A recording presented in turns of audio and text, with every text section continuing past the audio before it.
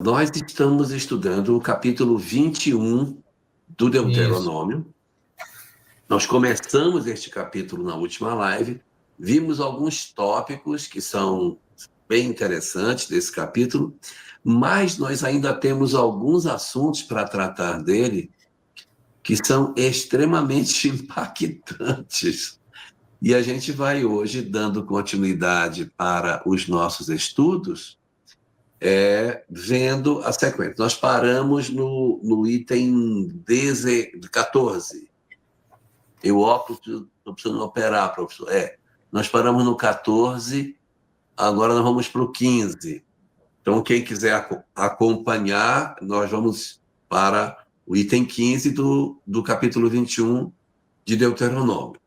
E aqui quero fazer logo uma observação,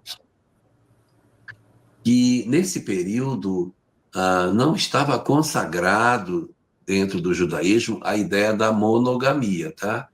Então vocês vão ver assim com um pouco de estranheza, mas o texto vai falar de homens que têm mais de uma mulher, tá? Mais de uma mulher. E os patriarcas, eles tiveram, não é? Abraão era casado com Sara, mas também tinha a sua serva, Agar. Jacó era casado com Lia e Raquel, que eram duas irmãs, e também casou com as servas de cada uma delas, Zilpa e Bilha. Tinha 4 esposas, portanto, teve filho com as 4 mulheres. Naquela época, os filhos da serva eram tidos como sendo filhos da própria senhora. Então, isso não era incomum nesse período e a gente vai tratar exatamente dessa questão. E aí eu quero logo fazer uma observação sobre um verbo que vai aparecer aqui, que é um problema de tradução, tá? Ninguém se espante com o verbo que vai aparecer. Mas aqui no item 15 já é dito assim: quando um homem tiver 2 mulheres, uma a quem ama e outra a quem despreza. Isso é problema de tradução, tá? Porque o texto no original não é amar uma e desprezar a outra. Porque se você vai desprezar, porque casou, né? O que o texto está dizendo é que você ama uma e ama menos a outra. E aí eles substituem por desprezar. Então, existe, inclusive, na estranha moral que Kardec trata no Evangelho segundo o Espiritismo, no capítulo 23, algumas observações nesse sentido, quando diz assim na tradução: aquele que não odiar a seu pai e sua mãe não é digno de mim. E esse odiar está nesse sentido aqui, do amar menos, só que como falta uma composição e apresente isso de uma maneira bastante clara, aí eles acabam usando o termo odiar, desprezar, mas o objetivo, na verdade, era destacar o aspecto de uma ser preferida em detrimento da outra, né? Então tem até um pessoal que brinca, é brincadeira, tá, professor, de que o Jacó era analfabeto. Aí não é por quê? Que está escrito na Bíblia. E Jacó amava Raquel e não Lia. Mas isso é uma brincadeira. Não conseguia ler. Que ele não lia, né? E não lia, ele amava Raquel e não Lia, só que esse Lia com letra maiúscula. E a Lia aí é mulher, não é Lia do verbo ler. A Lia aí é uma ler. mulher. Exato. A Leia, né? Ou Lia, sei lá, como queira. É Léa, mas todo mundo traduz, a maioria traduz por Lia. Agora, Jorge, muito só bem. Então, aqui, quando um homem tiver 2 mulheres, uma a quem ama e outra a quem despreza, ou seja, uma que ele ama mais e a outra que ele ama menos, e a amada e a desprezada lhe derem filhos. Ele casou com 2, as 2 deram filhos, e para piorar a situação, o primogênito é filho da desprezada. Imagina, eu tenho 2 mulheres e exatamente aquela que me deu o meu primogênito é a que eu amo menos, não é a que eu amo mais. Neste caso, professor, o que a gente vai fazer segundo a lei de Moisés? Já que eu amo mais uma, já que eu amo mais a uma, né, mas a outra teve um filho e é mais velho, mas eu amo mais a outra. Como é que resolve essa questão segundo a lei de Moisés? Já que eu amo a esta, mas ela não me deu o filho mais velho, mas a outra me deu, mas ela é desprezada. Qual é a solução para o problema? Olha, Jorgito, antes de eu fazer o meu comentário nessa sua pergunta, respondendo, eu queria lembrar que entre os patriarcas teve um que foi monogâmico. Exato. Não é? Foi o Isaac. E é curioso que é a primeira passagem entre os patriarcas que diz que alguém amou alguém. Porque Isso. Não é? O Gênesis não fala que Abraão amou Sara, mas com relação a Isaac, que é considerado assim o mais submisso dos patriarcas, o mais humilde, o mais simples, que foi enganado pela esposa, não é? Na questão da primogenitura, que ele não tinha... O Gênesis diz que ele amou a sua esposa Rebeca, ou Rívca, né? Como é o termo hebraico. É da minha avó. Rívca, Eu acho tão bonito esse nome. Mas eu acho Se eu tivesse uma filha, eu ia botar o nome de Rívca. Como é? Se eu tivesse tido uma filha, eu ia botar esse nome nela. Bonito, eu gosto desse nome, Rívca. Sim, agora respondendo à sua pergunta, não importa se ele ama mais ou que ele ama menos, o primogênito vai ser aquele que nascer primeiro, entre qualquer uma das duas. Se for naquele ama menos, esse vai ser considerado o primogênito, não importa. Eu acho isso espetacular. Porque o que o menino tem de culpa de ser filho da que não é a predileta? Exato, exatamente. Se ele não ama tanto aquela que teve o primogênito, como ama a que não teve, o problema é dele. A opção é dele. Mas ele não casou. Agora, o direito de quem nasce primeiro. É curioso também isso, eu vou voltar a Isaac. Porque Isaac não teve esse problema, que ele era monogâmico. Tá certo?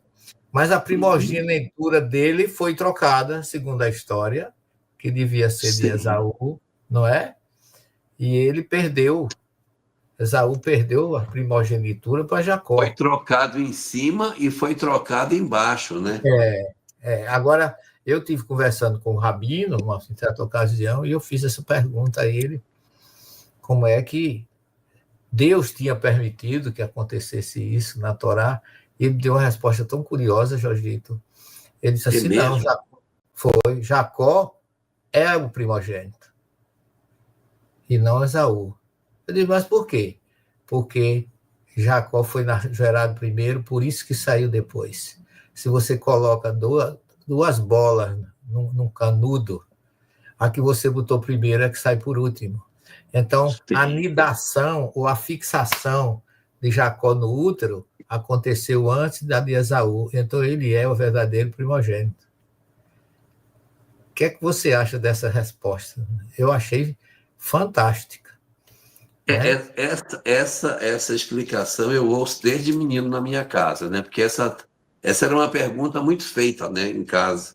Poxa, mas o cara fez isso, e aí a gente sempre ouvia de resposta, não, o filho mais velho se forma no fundo e o filho mais novo depois. Então, do ponto de vista médico, um nasceu primeiro que o outro.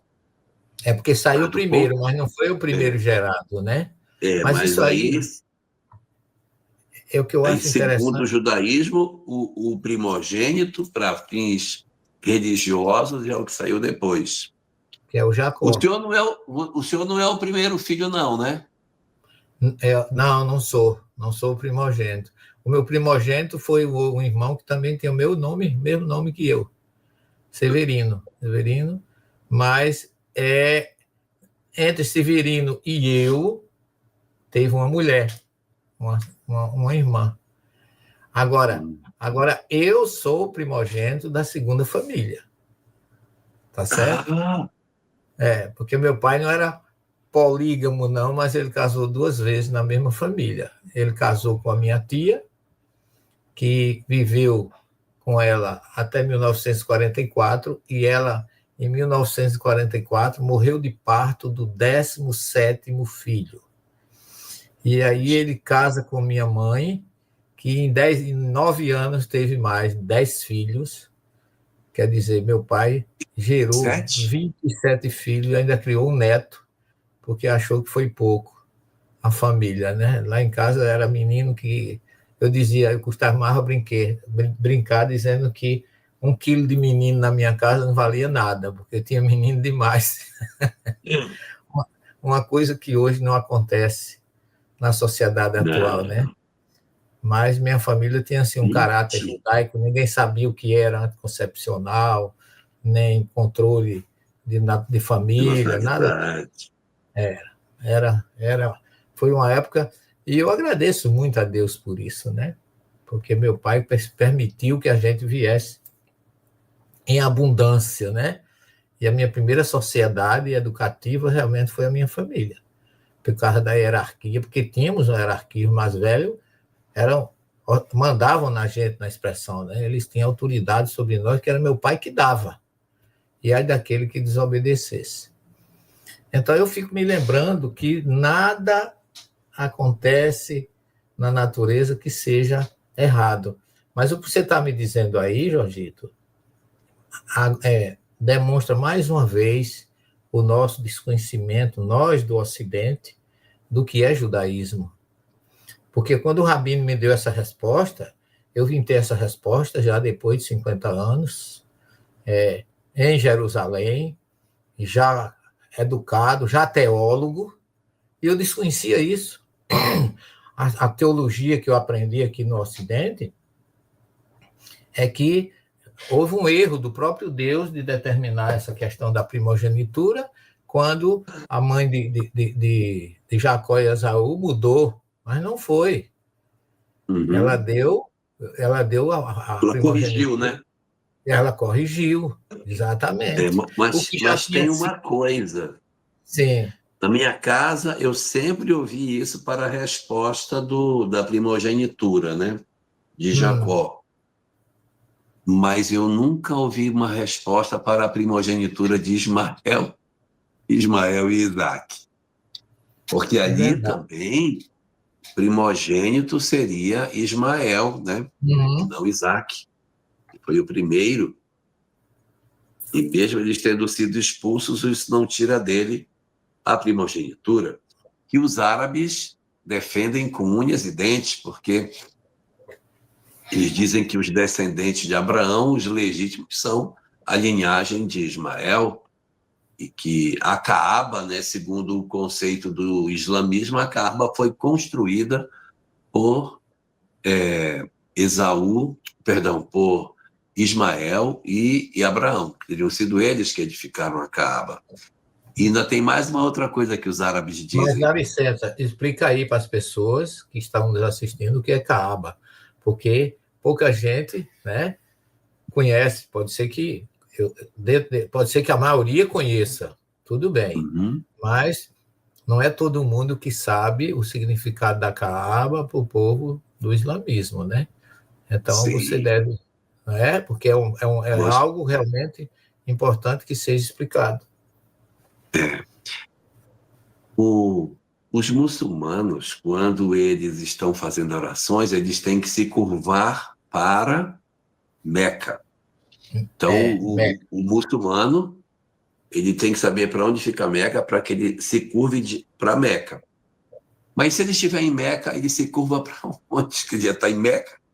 Ele se curva para a Caaba. Na verdade, nenhum muçulmano se curva para Meca. Eles se curvam para a Caaba.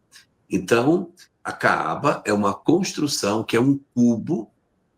Ele é um cubo feito de tijolos. Muitas vezes as pessoas veem a Caaba como uma pedra preta. Ela não é uma pedra e ela não é preta.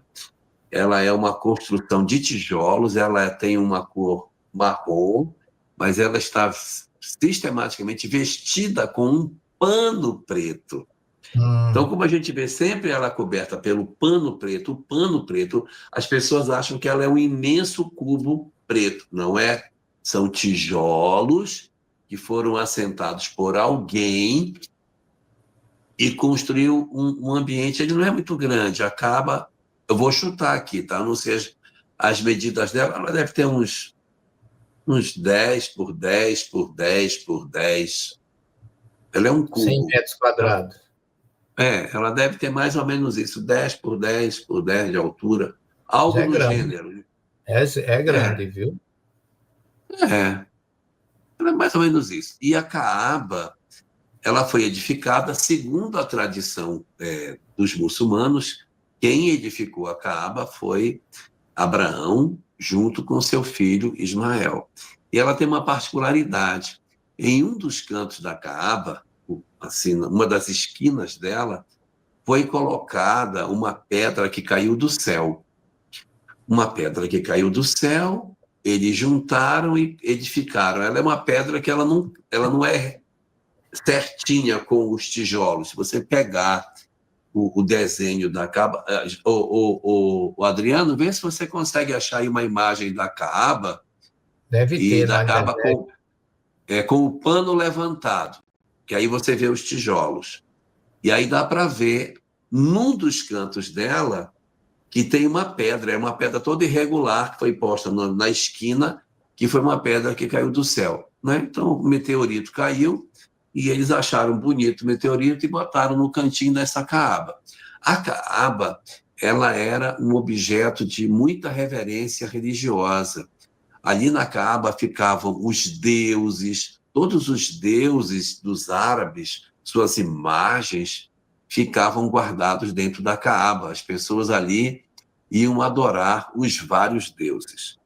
E quando Muhammad, que a gente chama de Maomé, recebeu a revelação do Corão, ele recebeu a notícia de que ele deveria limpar a Caaba, teve que tirar todos os deuses que estavam lá dentro. Evidentemente, ninguém gostou do que ele fez, né? Porque ele entrou lá e tirou tudo.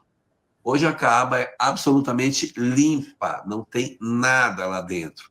Mas ela já foi lugar onde se guardou muitos deuses. Inclusive, o sobrinho de Muhammad, chamado Ali, a mãe dele deu a luz dele dentro da Caaba. Ela teve a criança lá dentro, entre aquele monte de imagens que na época existia.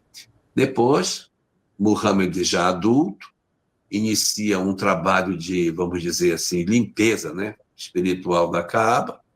Todos os objetos que estavam ali dentro de culto foram todos retirados. E aí nós vamos vendo como é que ela tem essa importância. Então, quando você tem uma cerimônia em Meca, em torno da Caaba, partindo de cima, fica todo mundo de frente para ela, como se fosse um sol. Todo mundo virado de frente para ela, para cá, para cá, para cá, para cá, todo mundo virado de frente para ela. E a maior mesquita do planeta, ela fica em Meca, lá onde ficava a Caaba. Ela foi construída porque a Caaba já estava lá. A Caaba não foi construída na mesquita. Oi? A mesquita é linda, imensa. Eu acho que tem mais de 4 minaretes, né? Que ela tem minarete para todo canto. E ela foi construída porque a Caaba já estava lá. Não é para a gente pensar que a Caaba foi construída, que a Caaba foi construída dentro da mesquita. Ao contrário, a mesquita que foi para celebrar a Caaba, que era pré-existente. Ela ficou por dentro. Tem um grande pátio assim de adoração, e ela está bem no meio desse pátio, colocada. Não sei se o Adriano conseguiu aí achar alguma imagem da Caaba. Se ele tiver achado aí, ele joga para a gente aqui, para a gente dar uma olhada. Olha aí. Esta é a Caaba. Olha aí, vocês estão vendo? Olha o tijolo. Olha o tijolo. Embaixo, né, José? Embaixo do sopé, né? O pano está um pouco levantado aí, né? Mas ela é de tijolos, olha. E é um desses cantos dela que tem a pedra caiu do céu. Se o Adriano caçar um pouquinho, ele vai achar uma foto do zoom em cima dessa pedra que caiu do céu. E dá para ver claramente. Ela tem mais de 10 metros, olha, pelo tamanho das pessoas aí. Deve ter. Tem uns 15 metros, hein? Então, ela é calculada em metros cúbicos, não é metros quadrados, né? Ela é um cubo. Então Largura, altura e profundidade iguais. E foi aí dentro que era aí dentro que se colocava os deuses, né? Mas depois foi tudo limpo, não tem mais nada aí dentro dela. Ela é completamente vazia. E objeto de culto porque eles conseguiram limpar tudo que tinha em volta dela. Mas existem imagens até com mais gente em volta da Caaba, muito mais gente. Todo mundo curvado, todo mundo assim, ajoelhado, orando, e ela batida a foto de cima, e você parece um sol. Todas as pessoas viradas para ela. Quem está em cima olha para cá, quem está embaixo olha para lá, e assim todas as direções a mesma coisa. Uma foto muito bonita que tem desse processo todo. Muito bem. Então, a Caaba teria sido construída por Abraão e Ismael. Né? Ele não achou ainda, acho que a imagem da pedra do canto. A hora que você achar, é só jogar. Mas eu queria fazer mais um comentário sobre Ismael, que quando acontece o sacrifício de Isaac, diz assim, Abraão foi até o monte com seus moços. Então, entre os moços, dizem que um dos moços era Ismael. Um dos moços. Jorge, faltou acrescentar aí alguma coisa ainda. O muçulmano tem obrigação de, pelo menos uma vez na vida, visitar Meca, não é isso? Mas tem um detalhe nessa visita, hein? Tem um detalhe, que é o seguinte: eles não simplesmente têm que ir a Meca, não é uma coisa assim, não, você tem que ir, não é bem ir. A questão é que você precisa ir a Meca para fazer um curso de autoconhecimento. Não é para ir, é para ir para fazer o curso. Então você vai a Meca, e aí você diz, eu estou vindo para participar da cerimônia e, ao mesmo tempo, fazer o meu curso de autoconhecimento. Aí você se inscreve. Olha aí quem chegou. Meu Deus! Aí você... Olha aí a que eu falei, todo mundo virado. Isso aí é gente. Isso é gente virado para ela, ó. Aí o pano desceu. Até lá embaixo parece que ela é preta, né? Todo esse negocinho aí que vocês estão vendo é gente. Os que estão daqui em torno da Caaba. Não é lindo? É linda essa imagem.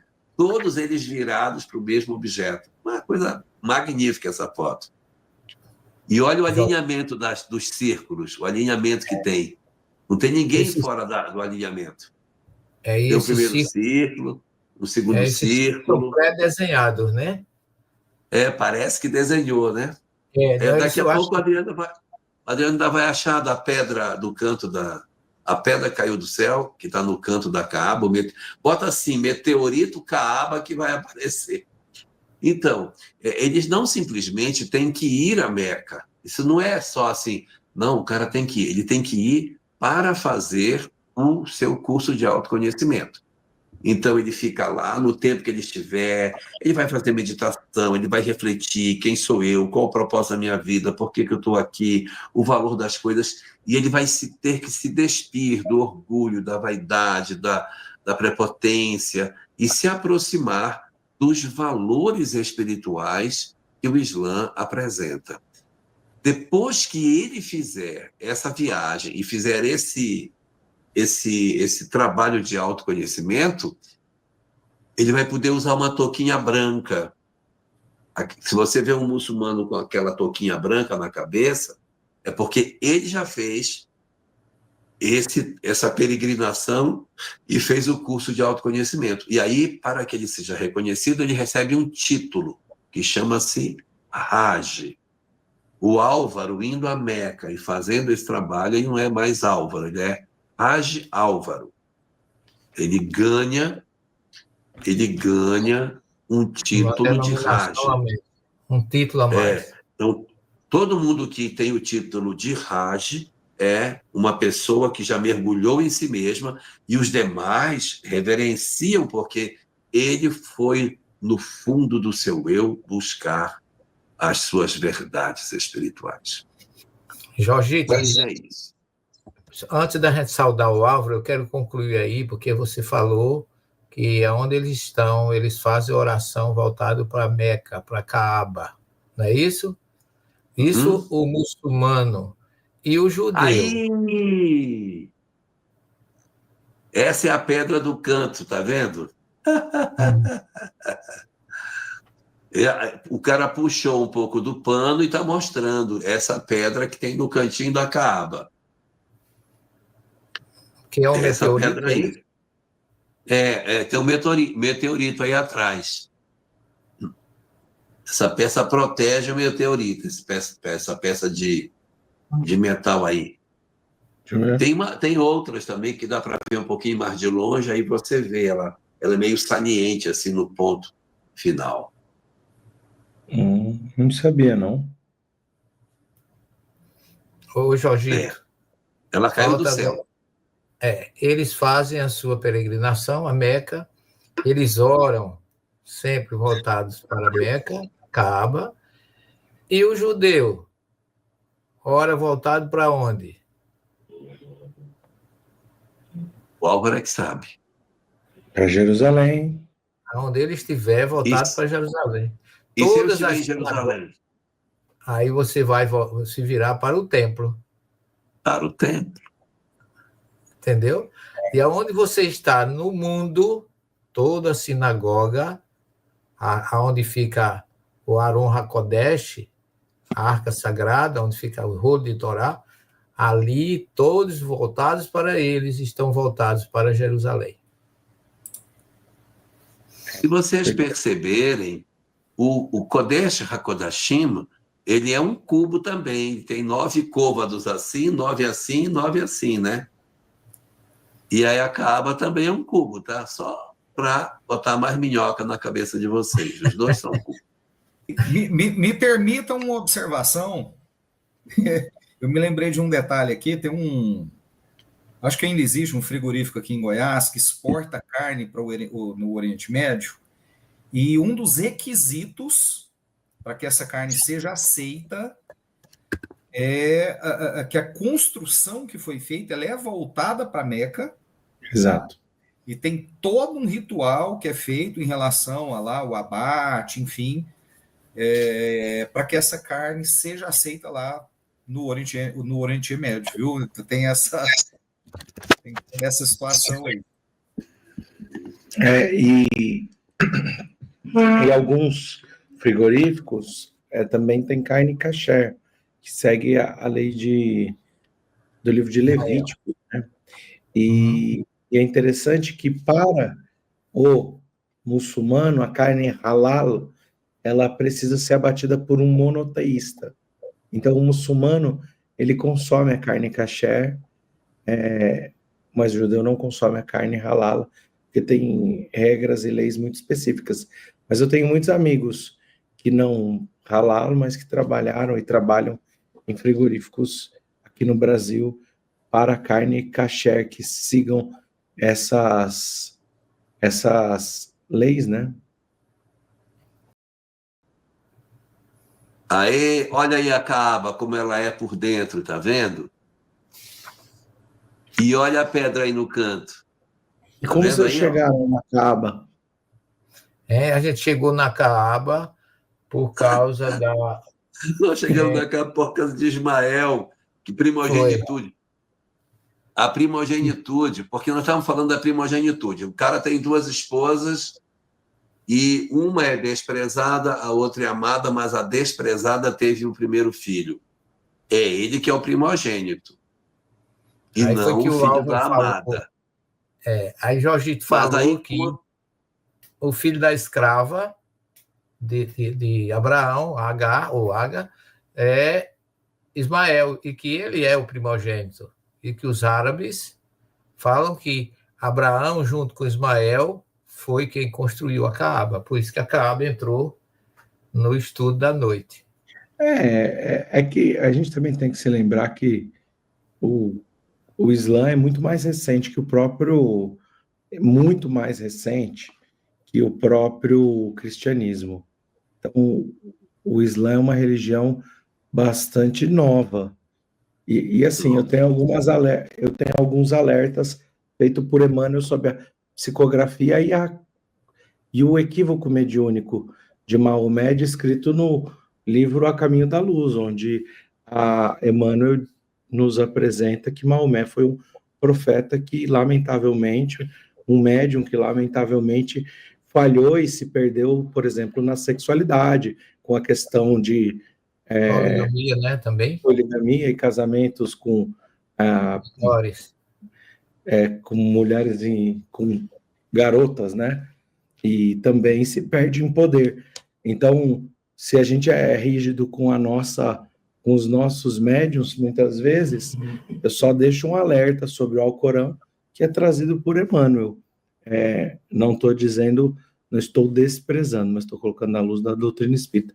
Vai ter corte, mas é Emmanuel que escreveu. Com todo respeito ao Islã, mas é uma informação trazida nessa proposta, né? muito bem. Nós temos aí, então, duas mulheres, e não importa se ela era desprezada ou não, o filho mais velho será o filho de quem for. Quem tiver tido o primeiro filho será o primogênito, ponto, acabou. Certo? Isso aí é fundamental. Eu achei tão bonito isso, porque é um sentido de justiça, né? Que, poxa, você ser preterido porque a mulher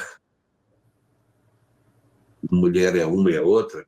Eu poderia advogar em favor de Isaac que Agar não era esposa, né? Era uma serva que a senhora disse, deita com ela, De para ver se Abraão, tens né? um filho. Ela não era uma esposa, ela foi uma circunstância lá da sede de ter um filho de Sara, né? Muito bem. Então, seguindo aqui para o 17, diz assim, mas ao filho da desprezada reconhecerá por primogênito. O pai reconhecerá ele como primogênito, dando-lhe dobrada porção de tudo quanto tiver. Porquanto aquele é o princípio de sua força, o direito da primogenitura é dele. E aqui eu evoco uma outra coisa. Quando Jacó dividiu as terras, ele tem um filho que pegou porção dobrada, né? José pegou porção dobrada. E José era o filho mais velho, mas da mulher que ele amava. Você está vendo como este princípio aqui aponta que quem deveria receber seria Rúben, que deveria receber a porção dobrada. Mas quem recebe é José, que fica com 2 lotes, um para Efraim e outro para Manassés. Interessante. Como também a gente comentou, Álvaro, só um minutinho, Álvaro, a gente comentou também o caso de Esaú e Jacó, que mesmo Esaú nascendo primeiro, ele não teve direito à primogenitura por causa do artifício, né, de Rebeca, ou Rívca, a mãe deles. Mas, ao mesmo tempo, a gente, eu e Jorgito, eu fui saber disso muito depois, já em Israel, agora depois de 50 anos de vida. Meu Deus. Que no Ocidente eu nunca tinha tido informação disso, na minha teologia, na minha preparação, vamos dizer assim, teológica ocidental, que Jacó realmente era o primogênito, segundo o Rabino me falou, que eu fui argumentar como a gente fala pela artimanha de Rivka. Mas ele disse que, sendo o útero um tubo, o primeiro que foi gerado foi Jacó. E como Esaú foi gerado depois, nasceu primeiro. Porque se você coloca 2 bolas num tubo, a bola que você colocou primeiro sai por último. Então, o verdadeiro herdeiro era Jacó e não Esaú.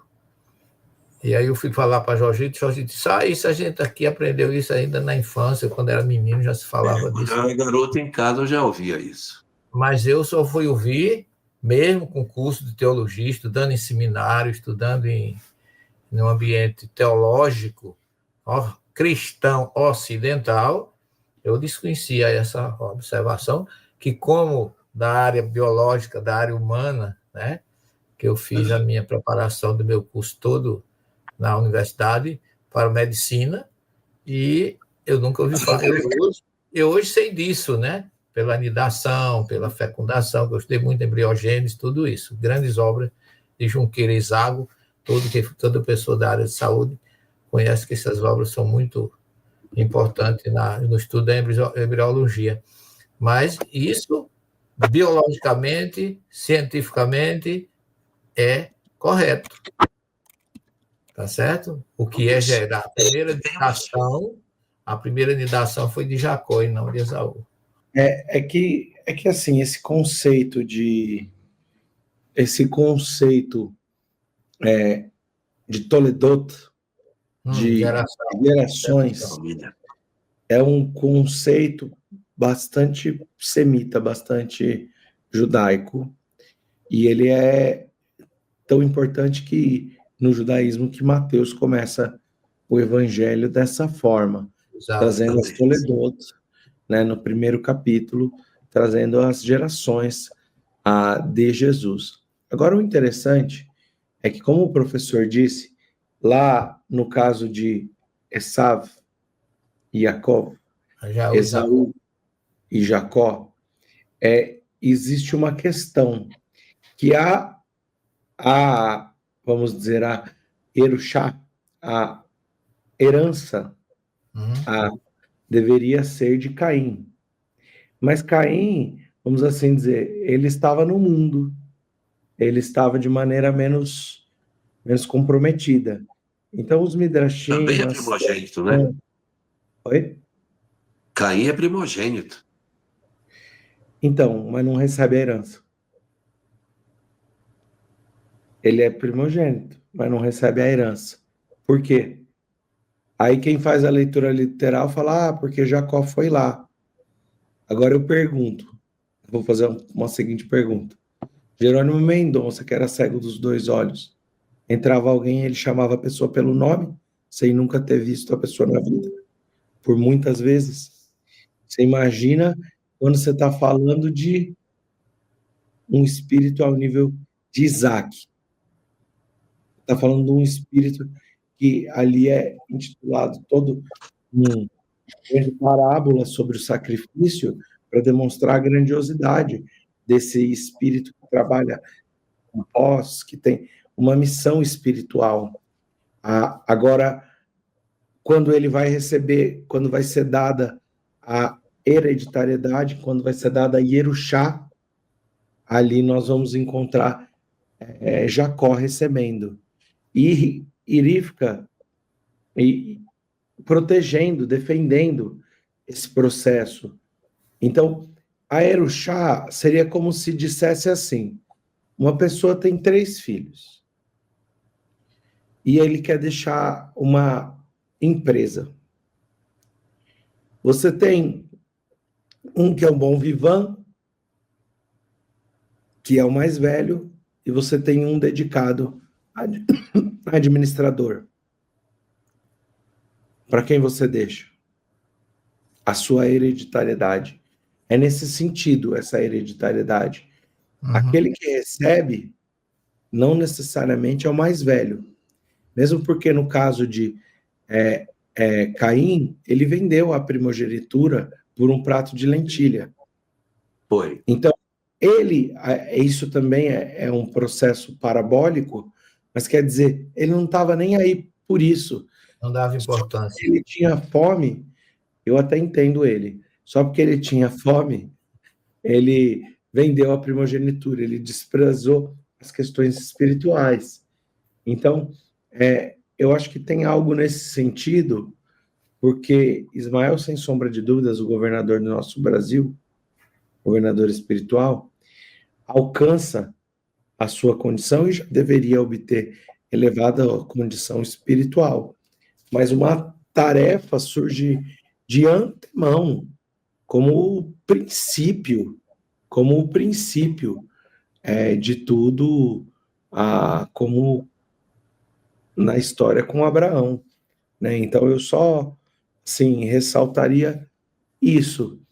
E o que eu comentei sobre o Islã é só porque é algo que Emmanuel efetivamente escreve.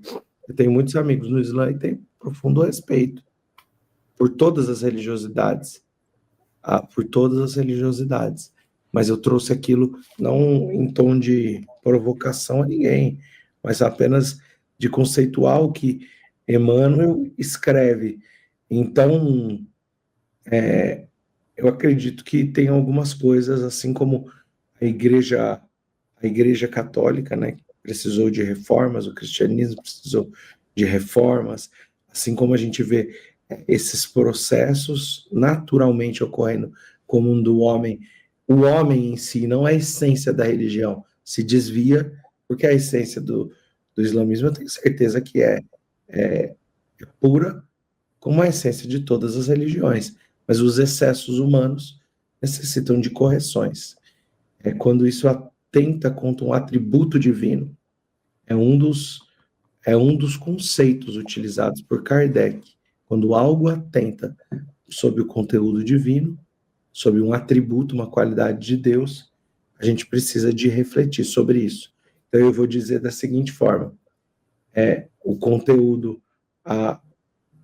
equivocado, um conteúdo equivocado numa psicografia de qualquer médium, de absolutamente qualquer médium, deve ser verificado, não por condenação, mas apenas para apreciação. Porque isso não significa que essa apreciação deve se desfazer ou colocar qualquer outra religiosidade em tom de superioridade, mas essa é uma instrução aos espíritas. É que eu digo que nós vamos ter que... Olha só que nós temos aqui uma surpresa. Clícia está aqui com a gente. Boa noite, tudo bem? Boa noite, Clícia. Para quem não conhece a Clícia é uma trabalhadora do Grupo Espírita Francisco de Assis, Centro Espírita Francisco de Assis, lá em São José do Rio Preto, junto com uma equipe maravilhosa, está coordenando um trabalho assim, incrível com jovens, um trabalho que precisa de ser repetido, quantas vezes pudermos, em todos os estados do Brasil, e eu fiz essa surpresa, professor, de trazê-la para estar conosco, para contar sobre o último acampamento. Eu já conheço ela daquela vez que ela apresentou aqui, né, Clícia? Verdade, professor, um prazer estar aqui mais uma vez. Minha filha, seja muito bem-vinda, sinta-se em casa, viu? Obrigada. Como se estivesse na cozinha da nossa casa tomando um cafezinho, fique à vontade. Que delícia. Obrigada. Acampamento é esse, que eu não sei de nada. Não sabe de nada, coitadinho. Não sei nada. A gente sentiu no ano passado uma necessidade muito grande de atrair mais os jovens para a casa espírita, né? E a gente se inspirando muito aí nos nossos irmãos evangélicos, católicos, que têm feito esse movimento de acampamento, que tem uma repercussão tão grande junto à juventude, a gente juntou uma turma de voluntários que foram os enviados de Deus que apareceram, e eu acho que reencontro de almas, porque a gente se ama demais e a gente se uniu com esse propósito. E em setembro do ano passado a gente fez esse primeiro acampamento para 50 adolescentes e foi uma bênção, assim. A gente nunca imaginou que a gente ia ter a repercussão que a gente teve, a transformação na vida de alguns deles ali muito profundas. Só adolescente? Adolescente, 12 a 17 anos. Tinha uma criança também, nesses 2 últimos, eu.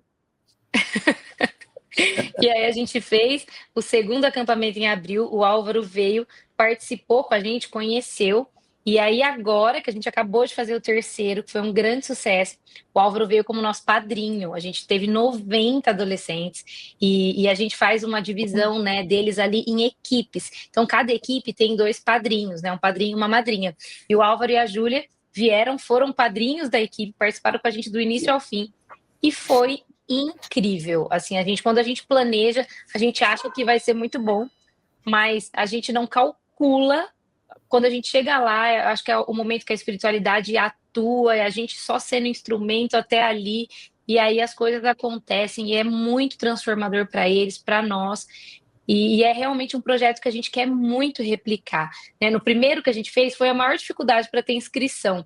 Aí a gente começou a fazer uns vídeos, umas palhaçadas para chamar a atenção deles, o vídeo viralizou, aí eles se inscreveram, lotou 50 vagas.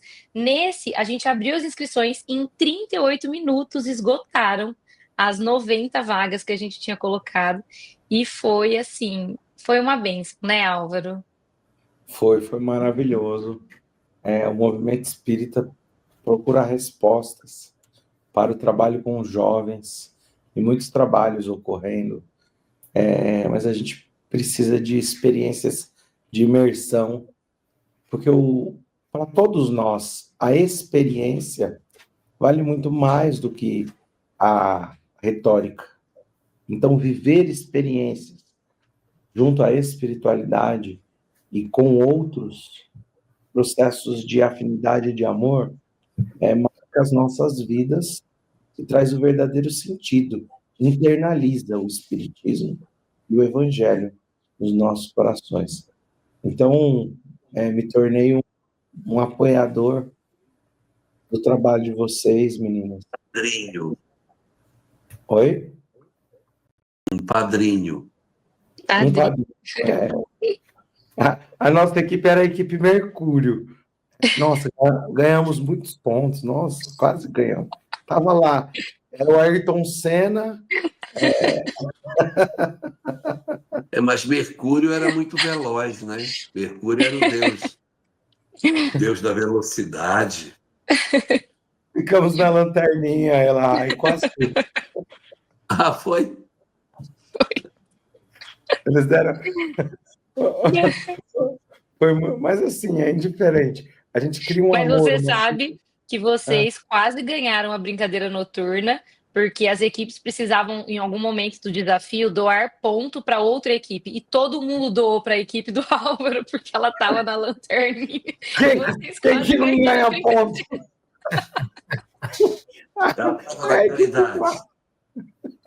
Então foi o que predominou, Clícia, foi a caridade mesmo, não foi? Foi, e ele falava isso, nós somos caridosos para a equipe dele o tempo inteiro, a gente deixa os outros ganhar. A gente trabalhou o tema pluralidade dos mundos, por isso que a equipe do Álvaro era Mercúrio, né, Álvaro? Mercúrio. Cada um era um planeta, então a gente falou muito de pluralidade dos mundos, de transição planetária, linda, do que a gente precisa fazer para a gente acompanhar o progresso do planeta. E eles fizeram teatros, que é um momento que emociona muito, porque é a hora que a gente vê que eles entenderam a mensagem, né? E uma coisa que mexe muito com a gente, assim, eu sei que Kardec tem obra publicada antes até do trabalho dele na doutrina espírita, aos 24 anos de idade, sobre educação na França. E nessa obra ele traz conceitos de educação moral. E ele fala muito das impressões que a gente causa em quem está do nosso lado, ainda que nenhuma palavra seja dita. E ele fala muito da importância do ambiente estar propício e com uma vibração elevada para que aqueles corações se sintam sensibilizados e internalizem mais do que está sendo colocado ali. Então, é muito diferente de uma aula de evangelização, a gente levar eles para um ambiente que a cada segundo que passa, a vibração vai ficando mais elevada. A gente começa na sexta-noite, no domingo a gente acorda chorando.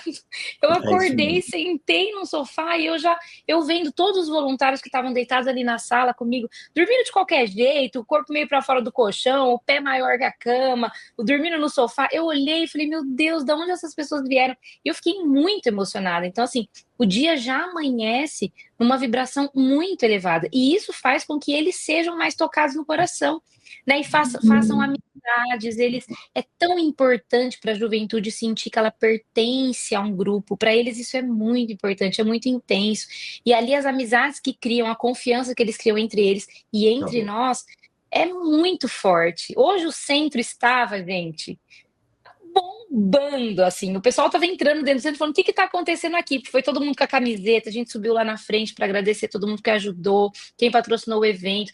Tava uma energia elevadíssima, assim, uma bênção. Genial, A gente já Quantos jovens tinham hoje no centro?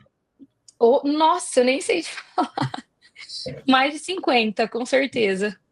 Olha como isso traz respostas, né? Muito. Muitas Excelente respostas. ideia. Excelente ideia. E assim, as crianças se inspiram, os jovens se inspiram em todos nós, e eles passam a querer ser trabalhadores espíritas, não necessariamente palestrantes, não necessariamente médios. Alguns olham, nossa, tio, você é médio, que legal. Outros falavam, nossa, eu quero fazer todo o conceito, todo o contexto do trabalho espírita é valorizada. As tias da cozinha, o pessoal da limpeza, todo mundo, a gente descobre ali, né, ajuda, auxilia os jovens a viverem a experiência de que todos os trabalhos são importantes. Então, é verdadeiramente o conceito mais belo que eu vi de evangelização de jovens. Eu participei de muita marrané, o Elá deve saber o que é, são acampamentos judaicos, e eu participei de muitas, e eu tenho a dizer que tudo que a gente viveu ali, Clícia, foi maravilhoso, único e indescritível.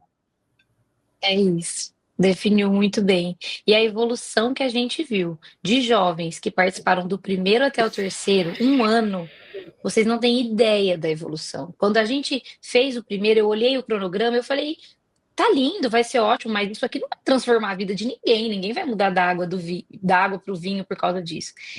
E eu nunca podia imaginar a evolução e a transformação que a gente ia ver ali. São tantas histórias, as mensagens que os pais têm mandado para a gente são tão fortes e é tão gratificante para nós. Essa turma que está com a gente trabalhando nisso, a gente fala que a gente teve um despertar, assim, logo que a gente fez o primeiro, todo mundo ficou muito mexido com tudo que aconteceu, e a gente sente que é um compromisso espiritual mesmo. E o Álvaro, de quando ele veio, ele falou, a gente tem que fazer um sistema de franquia para replicar isso. E a gente já está com um documento pronto, ideia. assim. Nós fizemos Clícia. Um documento que tem o passo a passo, quanto a gente gastou, o que a gente comprou, o que tinha para detalhes das dinâmicas, só enviar e as pessoas unirem pessoas com essa disposição e fazer acontecer. Clícia, quem é que projetou essas dinâmicas? Eu gostei da ideia. A gente tem uma equipe muito maravilhosa, mas quem fica mais à frente da criação das dinâmicas é a Nicole, que é assim, ó, meu braço direito, eu e ela. Ela não conseguiu entrar, mas ela mandou para vocês também. Ela tem assim uma inspiração muito profunda. Aí a gente conversa com as outras pessoas, a equipe também pontua alguma coisa, e se a gente incluir mais isso, então a gente vê que todo mundo vai colocando alguma ideia. A gente tem usado muito a inteligência artificial, então a gente coloca no chat GPT que a gente quer uma dinâmica que envolva os jovens, que seja atrativa, e vem pronto para nós algumas coisas. Então, assim, a gente tem usado muito isso a nosso favor. E, nossa, tem sido muito, muito, muito legal. É verdadeiramente fantástico. Clícia, me faz um favor. Você passa para o Álvaro esse material e o Álvaro vai mandar para mim e eu vou disparar para a minha rede de contato. Ai, eu tenho alguns contatos no Brasil. Eu tenho alguns contatos no Brasil, eu vou disparar isso para os contatos que eu tenho. Esse que eu tenho pronto, ele é o primeiro tema. Também, viu? Esse que eu fiz, que a gente fez, né? Ele é do primeiro acampamento, então ele é o tema autoconhecimento. Então ali ele tem o passo a passo de tudo que foi feito no primeiro. Agora a gente vai fazer o segundo, a gente vai fazer o do terceiro. Então toda vez que a gente fizer um novo, a gente vai estar atualizando o documento para as pessoas também conseguirem ir fazendo. E assim, eu me coloco à disposição de quem tiver dúvida sobre isso. Vocês podem passar o meu contato, meu Instagram, para eu conversar, para a gente auxiliar, porque a gente quer realmente apoiar. Eu acho que no início, né, a gente está com uma pequena experiência, nós estamos engatinhando, a gente está aprendendo, mas a gente pode auxiliar, né, quem precisar de alguma forma, mas tendo uma equipe engajada, que se ame, porque isso faz toda a diferença. A gente se ama muito e a gente vibra esse amor e eles sentem isso. Isso faz muita diferença. Então, os voluntários têm que estar num envolvimento muito profundo. Não tem como dar errado. Não tem. Olha, Clícia, qualquer roupa serve aos nus. E como a gente está com uma situação na doutrina de uma carência de jovem muito grande, um projeto como esse, um acontecimento como esse, é tudo que a doutrina precisa para preparar sucessores da casa espírita. No momento que a juventude está assim, muito solta, né? Eu acho que a nossa casa, nós temos uma secretária da diretoria que ficou apaixonada, assistiu aquele primeiro. E eu acho que um documento desse, eu gostaria de passar para ela, porque ela tem muito interesse de entrar em contato com vocês, conversar, para poder adquirir, porque aqui em João Pessoa nós não temos nada nesse sentido. Vai ser a maior alegria do mundo. Eu recebi uma mensagem aqui no meu ponto que tem um vídeo. Tem. Ah, é? Vamos passar o vídeo, Adriano?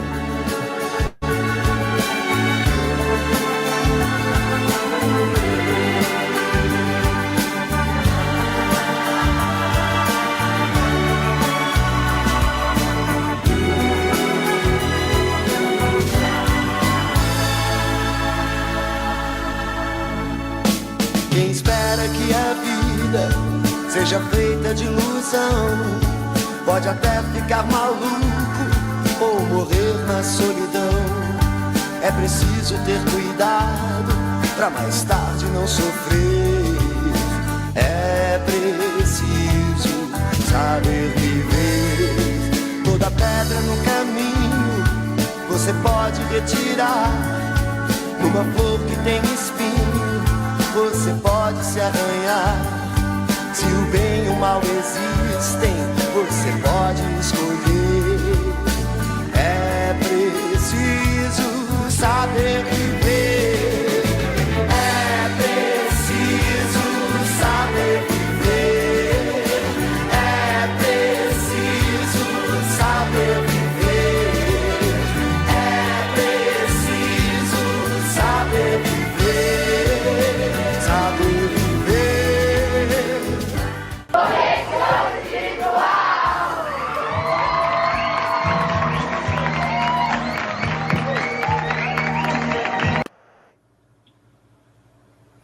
Que coisa linda. Legal. Nossa, emocionante. E tinha um gordinho aí no meio, distribuindo flores. Se ele quiser dar um autógrafo, a gente aceita.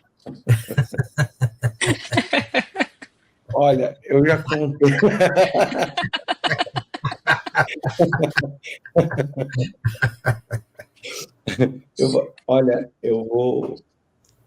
Eu já contei isso e vou contar de novo, porque eu contei ontem, contei hoje no centro, quando a gente falou do acampamento, e vou contar para vocês.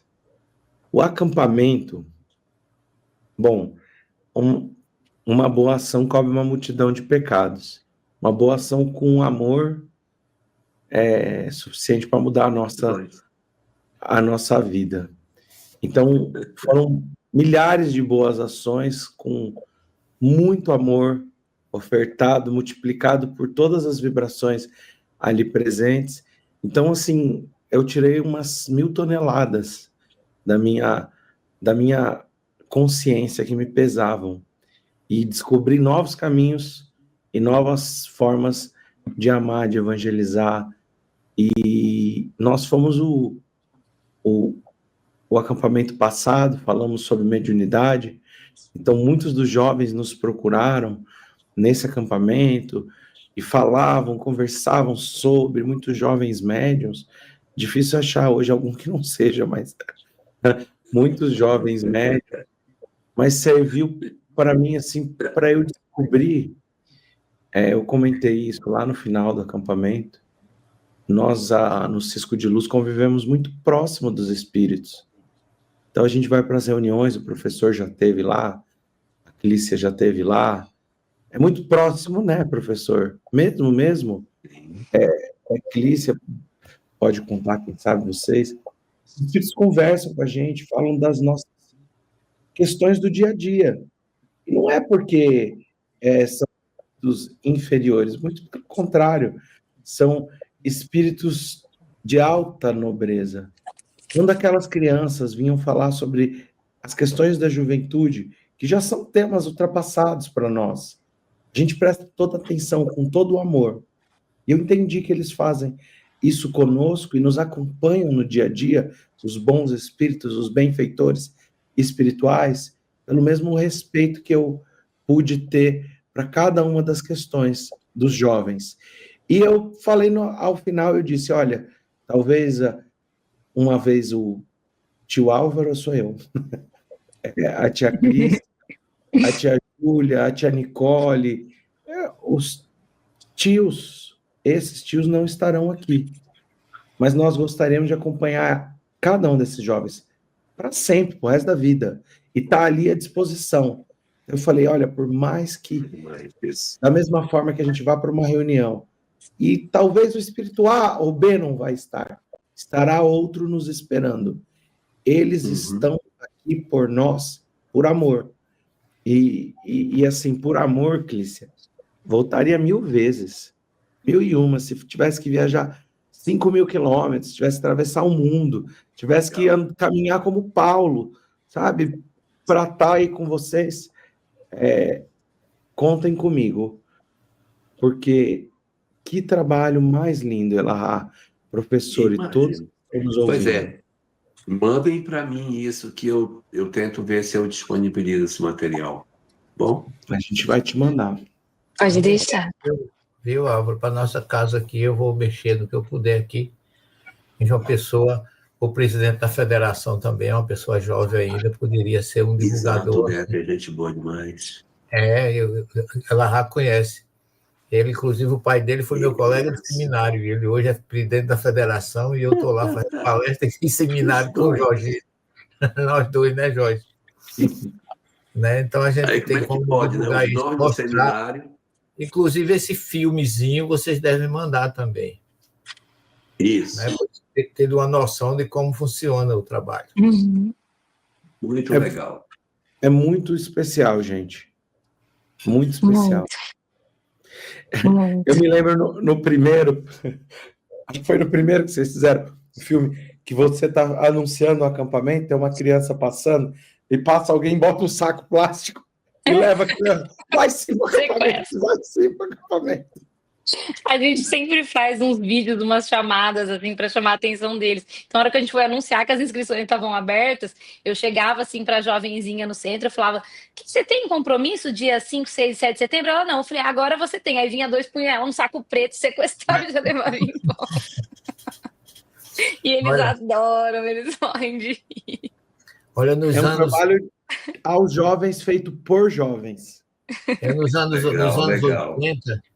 Nos anos 80, nós fizemos aqui em João Pessoa o que nós chamávamos de COGEP, Confederação dos Jovens Espíritas da Paraíba. A gente chamava os jovens no carnaval e levávamos para quartéis, para auditórios de faculdade, e ali a gente fazia um encontro muito bom, dirigido por idosos, chamava pessoas, e tinha dinâmica também parecida, mas não igual. Está entendendo? Então... eu gostaria de reforçar, porque eu já tenho também uma certa experiência disso, tem ainda pessoas que fizeram isso conosco aqui, e a gente pode reacender isso com um formato novo, que é esse que vocês estão fazendo aí, que é muito agradável, a gente vê uma energia assim, contagiante. Né? E a gente precisa deixar... Juliano aí, né? só vivendo para falar. Quem? Pedindo para você repetir Outro o nome da padrinho. casa. É Centro Espírita Francisco de Assis. É conhecido como Centro do Dr. Aguinaldo. Que é Muito um querido também, né? É É, maravilhoso. é uma Nossa. pessoa maravilhosa. Que nos dá toda a liberdade para trabalhar, para colocar nossas ideias em práticas. A diretoria do centro, eles são assim, Foi sempre feito lá foram no muito centro mesmo, foi? abertos. Não, Foi, a gente Gris? fez uma chácara. Ah, A gente alugou uma chácara, mas a gente não conseguiria fazer nada se a gente não tivesse o apoio dos diretores da nossa casa. E eles nos abraçam com carinho, eles deixam a gente fazer tudo, eles adoram nossas ideias, e isso para a gente é muito importante. É o que faz acontecer mesmo. muito Foi bem. Tá feito aí em a São Ana José do Paula. Rio Preto, Ana Paula uma que fez chácara essa pergunta. É isso, foi em São José do Rio Preto, foi numa chácara pertinho de Cedral. Uma chácara muito linda que coincidentemente chama São Francisco de Assis também. Muito bom, Olha, Alicia. Eu vou contar mais uma coisa, assim, sem contar detalhes, porque senão serei tido como mais obsediado do que já sou. Conta sim, Álvaro. Conta tudo. Mas, em dado momento, eu vou contar partes. Vou contar partes. Não vou contar tudo, porque senão, realmente, nem o Elahá me atende mais, o professor me bloqueia, o IGES desconvida. Então, nós estávamos em determinado... Chegou uma moça, uma menina, e falou assim, Álvaro, você viu Sheila aqui? Eu não vi, eu sei que está, mas eu não vi. Não vou falar que vi se eu não vi, né? E eu falei, mas naturalmente ela vai se encontrar por aqui. Sheila tem um trabalho com crianças e jovens no plano espiritual, na colônia Nosso Lar. Ela tem uma responsabilidade com jovens. Então, e crianças, espíritos que desencarnam crianças. Explica muita coisa. Professor Severino, esse tal de Jacozinho, essas crianças que desencarnaram na Segunda Guerra. E eu falei, olha, eu não a vi. E nós estávamos numa estação da prece, que a gente tem as estações da prece, onde a gente para fazer evangelho com as crianças, com os jovens. E eu vejo primeiro o Jerônimo se aproximando. Eu falei, nossa, vocês conhecem Jerônimo Mendonça? Ele está aqui, do meu ladinho, está aqui com vocês. E as crianças não conheciam. Eu falei, não, contei muito rapidamente. Dá uns minutinhos, vem Sheila andando assim, se aproximando pelo outro lado. Eu falo, gente, olha que coisa linda, a Sheilinha está aqui. Já estava todo mundo chorando, que a vibração não tem como dizer, né? Eu já estava chorando, já estava. E a gente foi andando, fizemos uma dinâmica, foi maravilhosa, as meninas criaram essa dinâmica, e era uma dinâmica onde se entra em contato com pessoas que nós temos saudades. E foi um momento onde, a partir daí, a quantidade de espíritos benfeitores, como Meimei, como o Dr. Bezerra, todos ali caminhando junto, não vou falar outros nomes, porque senão já sabe o que acontece. Todos ali caminhando entre aqueles jovens, e eles andavam, os jovens estavam vendados, era colocado então aquela rosa, a rosa foi imantada de fluidos por esses espíritos, e nesse momento então os parentes desencarnados desses jovens e trabalhadores, eu não preciso dizer nada, que você sabe, tem coisa que a gente não fala, porque não precisa ser dito, né? E muitos parentes, não um, às vezes 2, 3, foram levados, abriu-se uma escada descendo de um ambiente, e eles passaram a caminhar entre os jovens. O acampamento foi tocado por uma emoção, com a vibração desses benfeitores, e com a presença desses parentes ali, que ali se encontravam, e foi assim, as crianças, aquele momento que tá todas as crianças chorando, né, Clícia? Todas. Nossa, Nossa, a gente desabando, a gente foi entrando e se ajoelhando e abraçando um por um dos que a gente via que estavam mais emocionados. E alguns deram relatos muito profundos, assim, no momento da dinâmica, que eu estava imaginando tais coisas, eu vi a minha avó, mas eu vi a minha avó de um jeito diferente do que ela tinha desencarnado. E assim, o jovem sem entender muito o que estava acontecendo ali, depois falando para nós, então foi uma coisa muito profunda, foi uma emoção muito grande naquele momento, foi muito bonito. Eu não sabia disso, então alguns vieram relatar que viram?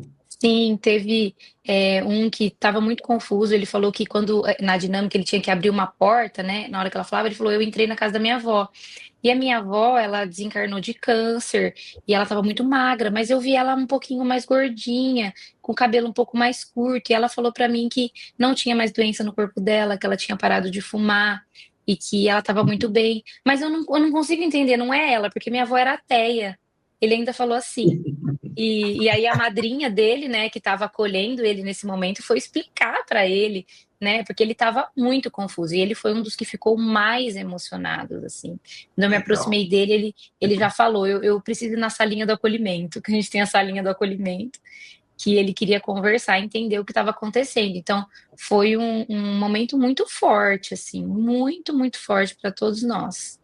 Foi muito lindo. E domingo é todo voltado para a família, né? A gente traz o tema que a gente está trabalhando, mas aí a gente envolve a família o dia inteiro. Então, nós começamos com essa dinâmica de manhã e depois eles passaram por várias estações e cada uma tinha alguma coisa específica da família, né? Foi muito bonito. E eu imagino que esses parentes todos ficaram acompanhando durante o tempo todo, se não nos dias que se seguiram, porque eu falei, foi feita uma excursão para a Terra para encontrar a família, acho que aproveitaram para ficar mais um pouquinho, né? De repente ali. Até os processos de desobsessão, que são impressionantes para, naturalmente, na juventude, muitas das nossas questões emocionais se manifestando, outras já advindas de outros momentos da nossa vida espiritual. Então, nós trazendo os conflitos e as dificuldades, naturalmente, processos obsessivos. E, assim, o maior trabalho de desobsessão que eu pude ver, assim, de longe para jovens, impressionante a transformação dos jovens. O forte aí é eles terem essa reconexão com o sagrado, né? Que a juventude hoje, ela perdeu um pouco essa conexão com o divino. E é uma coisa aí universal, Jorgito, é que não há uma questão de posição religiosa. Não, é um restaurar a universal que une todo mundo, né? Independente da crença, da cor e qualquer coisa, né?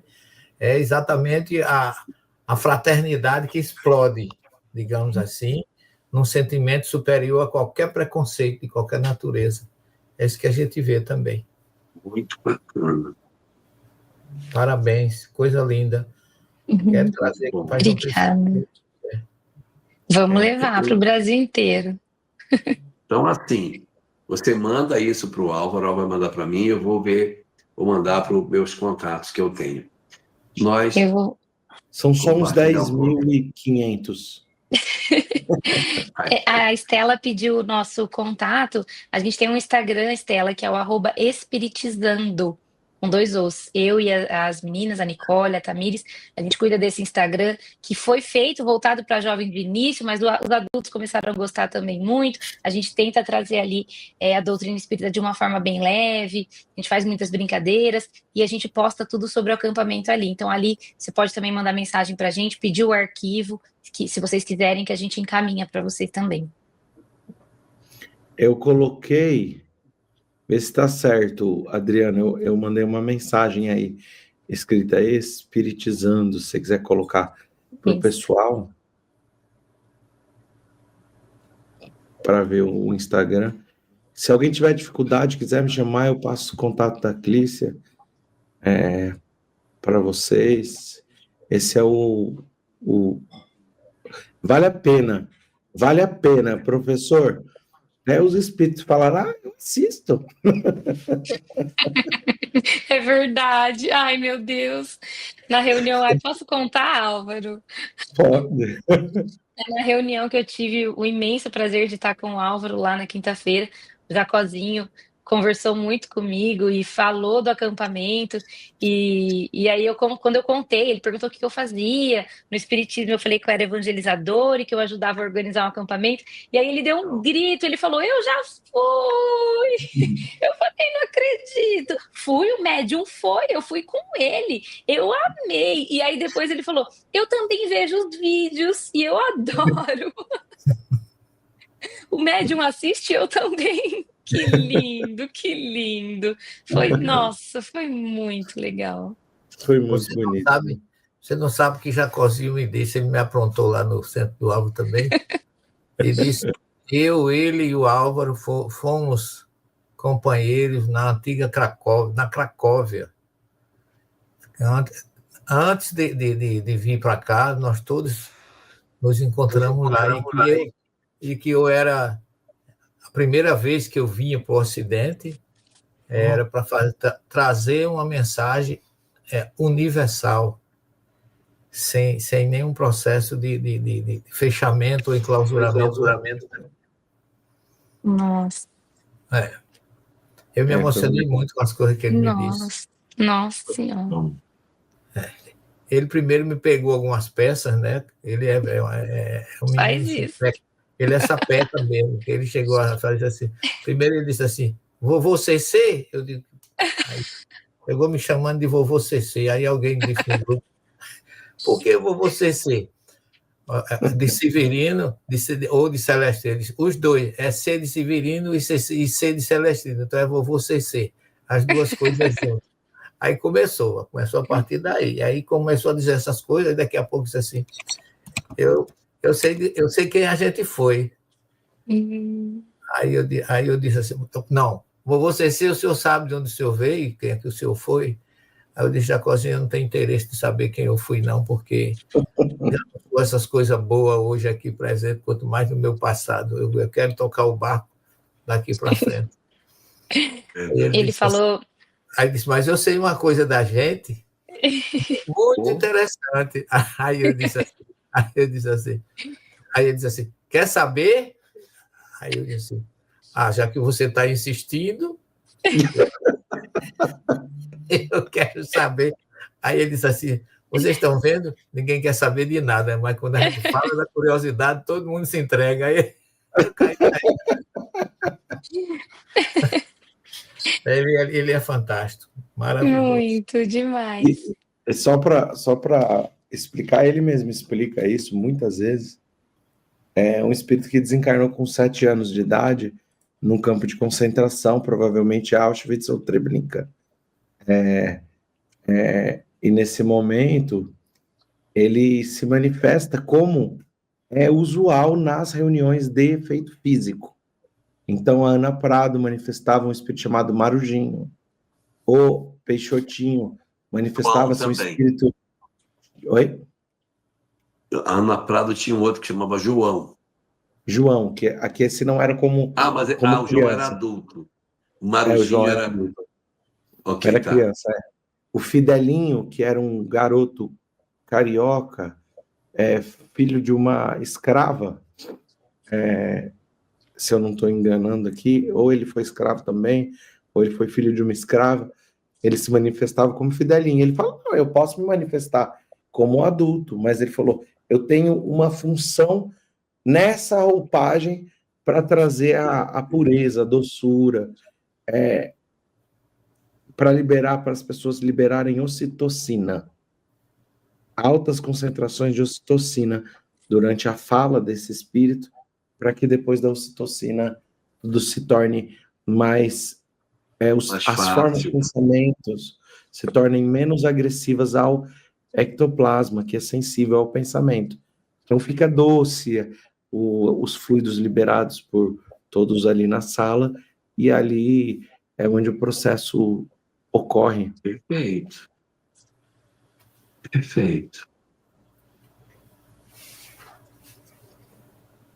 Em qual centro, O centro que organiza é o Centro Espírita Francisco de Assis, na cidade de São José do Rio Preto. São José do Rio Preto. Gente, vale a pena, vale muito a pena. A gente levou 8 para estagiar, lá do nosso centro, com a tia Clícia. Trabalharam muito. Legal, Nós demos muito serviço neles. Muito bom. Foi muito bom. O Elahá, me permita só um comentário em Pode. relação a uma situação que a Clícia colocou para a gente. Eu acho que esse é um caminho muito bacana, né? Essa interação entre a parte Muito mais bom, experiente da importantíssimo. casa espírita, o pessoal que já tem mais primaveras e essa parte da juventude, porque muitas das vezes a gente vê um abismo, né? Dentro ali do trabalho espírita entre os mais experientes e os mais jovens. Então, às vezes, o grupo mais experiente não tem a paciência de lidar com os mais jovens, não acreditam que os mais jovens, né, possam fazer realizações ali no trabalho. E, por outro lado, muitas vezes o jovem também, a gente já foi jovem, a gente sabe como é que é, né? Dentro daquela visão meio rebelde do momento da encarnação, acha que o mais experiente está ultrapassado, que já ficou, aquela visão já ficou para trás, enfim. E quando você consegue conectar isso, é muito bacana, isso é muito importante, né? Então, Clícia, parabéns para vocês, né? Vocês tiveram aí o suporte da parte mais experiente do trabalho e nunca, jamais desprezem essa experiência, porque ela é fundamental, né? E o que nos trouxe até aqui é justamente essa experiência, né? Essa experiência que a gente vai acumulando é que nos trouxe até aqui. Então, a gente nunca pode desprezar isso. Parabéns aí para vocês, para a equipe de jovem de vocês que teve essa visão, viu? Isso é muito bacana. Obrigada. E aí, meninos? Reta final? Reta final. Pode ser. Faz a prece de encerramento, Jorge ou Álvaro? Eu faço. Pois não, querido. Então tá contigo, Jorgito. Vamos orar, então.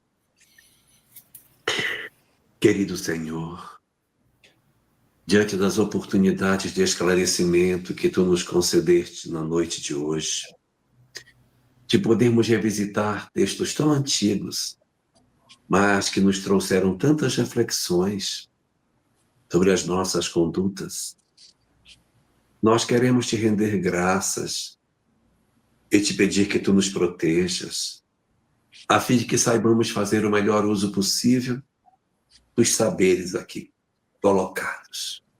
E Te rogar, Senhor, que Tu ilumines as nossas almas, para que saibamos aproveitar todas as oportunidades de sermos úteis que nos surgem.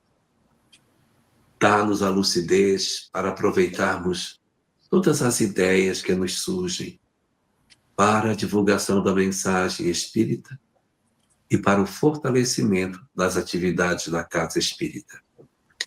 Protege, Senhor, a juventude espírita de todo o Brasil. Ilumina o coração de todos aqueles que estão envolvidos nesta tarefa. E acolhe particularmente os jovens não espíritas que precisam tanto de paz, Senhor. Que o Teu coração derramado sobre todos nós inspire as nossas almas a estarmos sempre atentos para o trabalho de socorro daqueles que Te buscam. Envolve-nos assim a todos. Derrama Tuas bênçãos sobre as nossas almas, que nos guardem Tua paz.